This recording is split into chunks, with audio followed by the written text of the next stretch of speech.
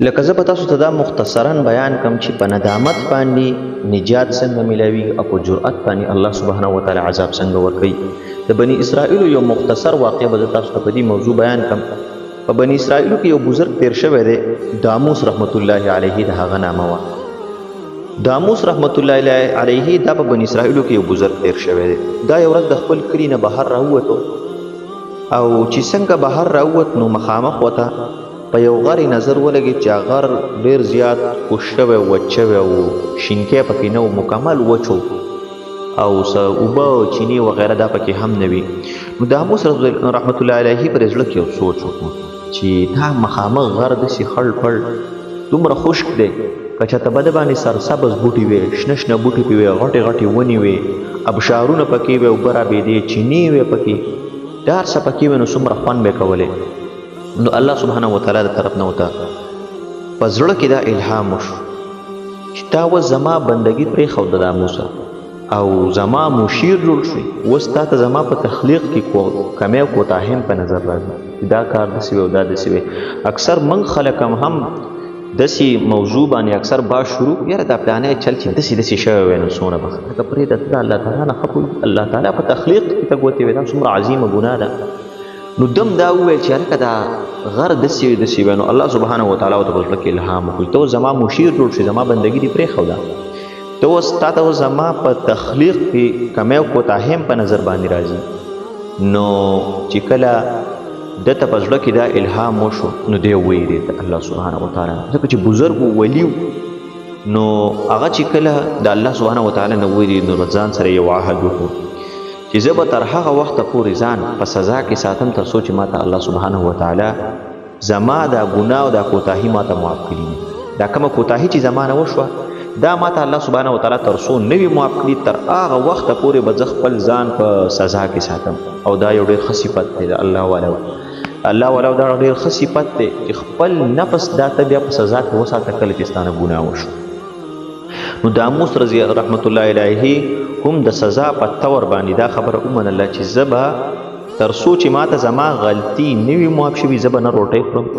نه به څښاک کوم. دا خبره په ځان باندې لازم کړه، په حالت د روژه کې به یم تر څو چې ما ته زما ګناه نه وي معاف شوي.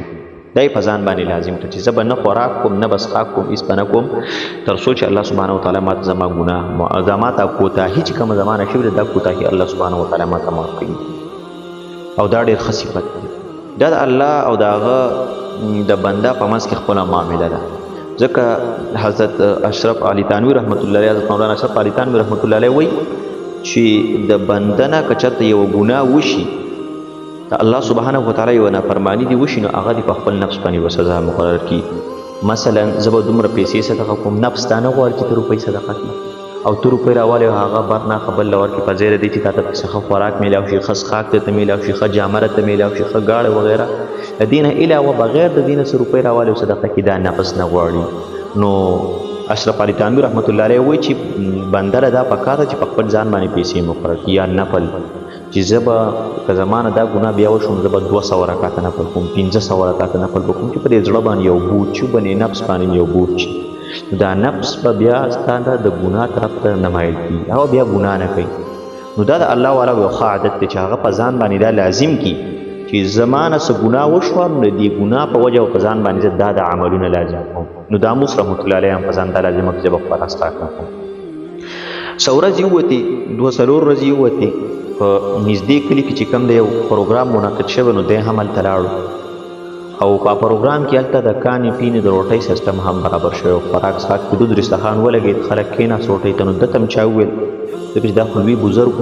و چې راځئ تاسو هم روټۍ وخورئ. نو ده د روټۍ نه انکار وکړي زه روټۍ نه شم خوړی تاسو روټۍ وخورئ. نو څه خلک پسې شاته ولګېد ځکه چې دا خو قدرمن سړی ویل چې نه تاسو به خامخا روټۍ خورئ، تاسو روټۍ نه خورئ، تاسو خو زموږ د مجلس ښکلا یې، تاسو روټۍ نه خورئ. نو خلک روټۍ خوري که نه خوري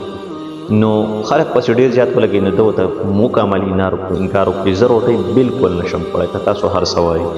نو هغه چا ترې تپوس وکړو چې وجه څه ده لکه تاسو زموږ سره روټۍ نه شئ خوړی. نو داموس رحمت الله علیه ورته وویل چې زما نه یو داسې کوتاهي شوې ده خپله کوتاهي هم ورته بیان کړه قوم ته، کلي والاو ته خپله کوتاهي هم بیان کړه چې زه دغسې راوتی وم ما په یو غر مې نظر ولګېد او د الله سبحانه وتعالی په تخلیق کې مې خبرې کړي دي چې دا داسې وې داسې دی چې داسې نه وې او داسې وې. الله سبحانه وتعالی په تخلیق کې خبرې کړلې الله تعالی ما ته دا ویلي چې که ته زما مشیر جوړ شوې ما په ځان د پاسه دا سزا مقرر کړله تر څو چې الله تعالی ما ته دا کوتاهي نه وي معاف کړي. نو داموس رحمت الله علیه د خوراک نه مکمل انکار وکړو. نو کلیوالا ورته وویل دا خو دومره خاص خبر نه تا نه څه دومره لوی ګناه کړې ده. اکثر خلکو ته ګناه چې کوم دی ګناه نه ښکاري په نظر کې ډېره سپکه ساتي. ګناه ته د ګناه په نظر کتل چې واقعي زما نه ګناه وشوه زه د الله تعالی په نافرمانۍ کې رالم بس د الله نه یره پکار ده الله تعالی د عذاب نه یره پکار لکه څنګه داموس رحمت الله علیه د الله تعالی د عذاب نه خپل نفس راولو چې واقعي ګورې زه عذاب کې واقع کېدی شم. نو ځان چې کوم دی په سزا کې اخته کړی چې تر څو ما ته معافي نه شوي زما د کوتاهۍ نو زه د ځانه سزا نه کوزوم. کلیوالا ورته وویل ستا چې دا کومه کوتاهي ستا نه شوې ده که د دې په سر سره الله سبحانه وتعالی څه عذاب درکړي هغه دې زموږ د غونډ کلیوالا د طرف نه شو هغه دې د هغې ذمهواري دې موږ واغسته که ته عذاب نه شي راکړی که عذاب راځي نو زموږ د دې غونډ کلیوالا دې راشي که تا دې نه راځي ته دا روټۍ خلکو ډېر زور ولګاو نو هغې سره روټۍ وخوړه. د خلکو د ویلو سره چې خلکو دا وویل چې د هغې ذمهوار موږ او هغه ګناه زموږ په سر نو ډایرکټ داموس رحمت الله علیه ته الله سبحانه وتعالی په زړه کې دا الهام چې د کلي نه وځي د بستي والا چې کوم دی دا کلي والا پرېږده وځه. نو داموس رحمت الله علیه خو ولي بزرګ هغه فورا دا کلي والا پرېښودلو ووت د کلي نه بهر لاړ. د کلي نه چې بهر څنګه داموس رحمت الله علیه ووتو روایتو کې راځي دا غونډ کلی الله سبحانه وتعالی په ځمکه کې ښکته دفن کړو ځمکې ځان ته راښکته مکمل هغه غونډ کلی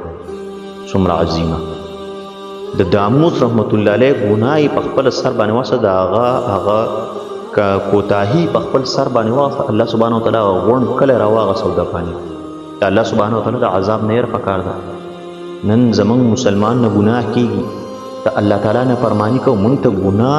ګناه نه ښکاري موږ ته د الله سبحانه وتعالی د عذاب نه یره نشته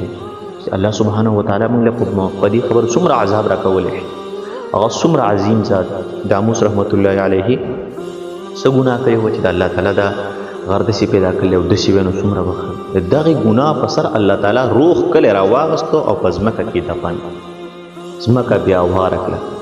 نو د الله سبحانه وتعالی د عذاب نه ویره پکار ده. یو کس د الله سبحانه وتعالی په عذاب کې ګیر وي هغه په ځان د پاسه څه لازم کړي وي خلک وایي هلکه د دې خبر دې زه ذمهوار یم مړه هېڅ هم نشته دی کوې آخرت کې به ګورو دا خبره هېڅ خبره نه ده دا کار وکړه لکه څنګه دا کار وکړه ته څنګه پردی ذمهواري په سر باندې دا د څه پته چې الله سبحانه وتعالی په دې کار باندې د ده نه څومره خفه کېږي د ده نه څومره چې کوم دی الله سبحانه وتعالی دا انسان څومره په ګناه کې اخته کولی په عذاب کې اخته کولی شي دغه پرې څومره عذاب ورکولی شي دې ته څه پته شته نشته. الله غفور رحیم ذات هم دی او الله تعالی خو عذاب ورکوونکی هم دی لکه څنګه چې دا کلي والا الله سبحانه وتعالی راونیول او په ځمکه کې چې کوم دی دفن کړ داموس رحمت الله علیه هغه دغه په خپل سر باندې واغست. نو په داسې حالاتو کې ډېر احتیاط پکار دی. یو ګناه ته د ګناه په نظر کتل پکار دی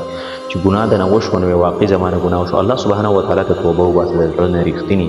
چې الله سبحانه وتعالی ستا هغه ګناه معاف کړي مخکې د دې نه چې په تا باندې عذاب راشي مخکې د دې نه چې ته د ژوند په تکلیفونو کې اخته شي مخکې د دې نه چې ته د مرګ سره مخامخ شي مخکې د دې نه چې ته د الله سبحانه وتعالی په دربار کې پیش شي د هغې نه مخکې انسان ته د هر قسمه ګناه نه توبه پکار دی. الله سبحانه وتعالی دې موږ تاسو ته په خپلو احکاماتو باندې د عمل کولو توفیق راکړي نصیب کړي د سنتو تابعداري وصلی الله تعالی علی خیر خلقه محمد وآله وصحبه اجمعین برحمتک یا ارحم الراحمین.